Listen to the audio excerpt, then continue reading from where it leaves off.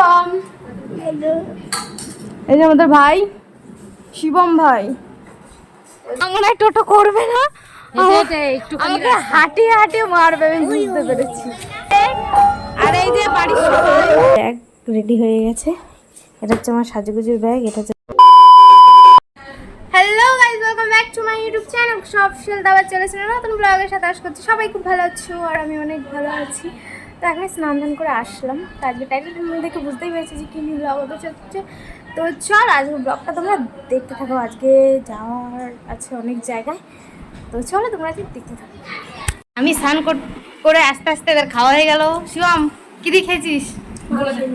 মাংস দিয়ে। এই যে একজন এসছে অনেকদিন পর, তোমাদের সামনে দেখালাম। কেমন আছো বলো? ভালো। অনেকদিন পর তোমাদেরকে দেখালাম, গাড়িতে করলাম। বলছি চড়কে যাইনি, তাই বলছি যে চড়কে যাবো। চড়কে বলছে যাওয়া হয়নি। শিবম ভালো খেয়েছিস তো? চড়কে যাওয়া হয়নি তাই আর খুশি, সেটাই বলছি। তো যাই হোক, এখন মা থালি সাজাবে, তোমরা দেখতে পাবে আজকে স্পেশাল মেনু কী আছে।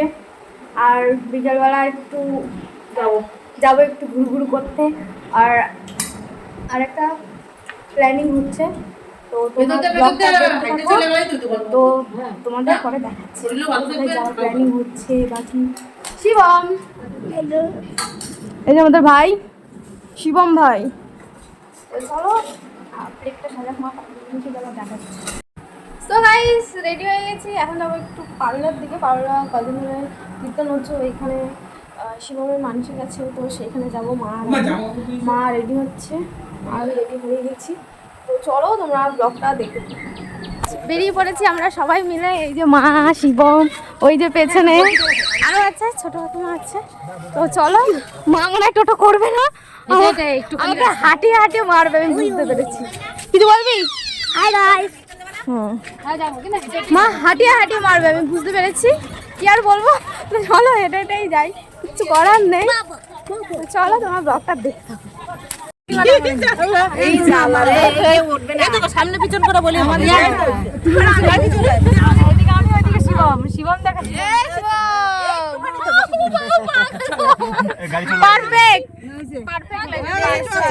তো মা আমার উপরে কৃপা করলো, মা না মনা টোটো করলো, টোটো করে যাবো এখন।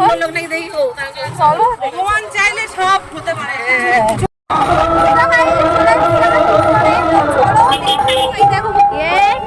আর এই যে বাড়ির সবাই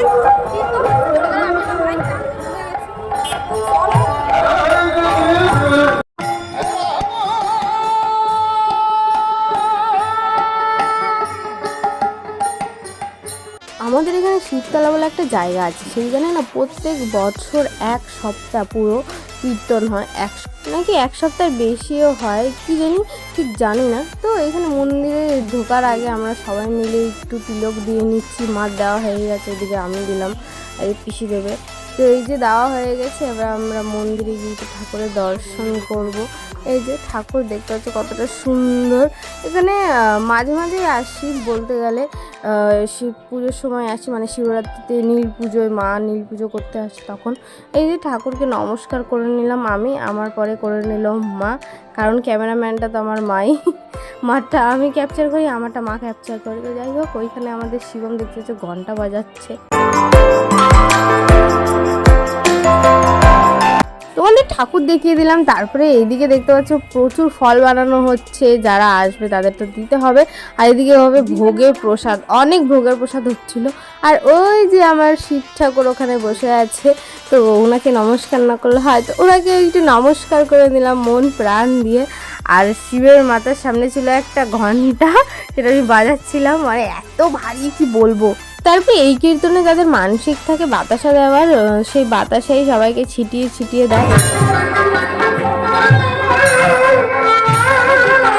মানুষের মনস্কামনা পূরণের জন্য অনেকে মানত করে, আর মানত পূর্ণ হলে তখন বাতাসা লুট করে, যার যেরকম সামর্থ্য সেই হিসাবে বাতাসা লুট করা হয়। আর এখানে বাতাসা লুট করে আমরা পেয়েছি।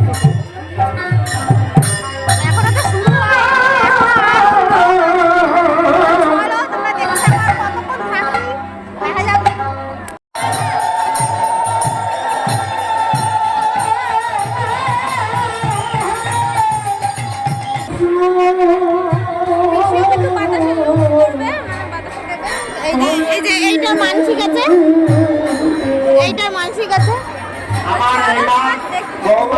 এই কীর্তনটা 1 সপ্তাহ না 10 দিন হয়, আর 24 ঘন্টা হয়, এবং ধামাধামির কোনো সিন নেই। তো এদিকে গোপাল ঠাকুর বের করে নিয়ে এসেছে, গোপাল ঠাকুরকে এখন সবাই একটু নমস্কার করে নিচ্ছে, তারপরে সবাই ওই যে বাতাসা ছিটাবে, ওই যে বলে না লুটের বাতাসা নাকি। তো ওই যে পিসি দাঁড়িয়ে রয়েছে, পিসিও দেবে হচ্ছে শিবমের জন্য, শিবমেরও মানসিক আছে। অনেকজনাই কিন্তু এখানে দাঁড়িয়ে রয়েছে দেখতে পাচ্ছ, পেটিতে নিয়ে, তারপরে হচ্ছে ব্যাগে নিয়ে। তো এই দেখো কিভাবে বাতাসা ছিটাচ্ছে, এই বাতাসা ছিটানোর সময় আমার কপালে এমন লেগেছে কি বলবো গাইস, কি ব্যথা। তো গাইস ফাইনালি এই দূরের থেকে বেরোতে পারলাম, বাবা কি ভিড়, কি ভিড়। আমি বেরোতে পেরেছি, এই অনেক প্রচন্ড কি বলবো। তো গাইস এখান থেকে একটু বাড়ি যাবো, আর এই যে বাতাসা হচ্ছে, কত বাতাসা তুলেছে, বাবা রে বাবা রে।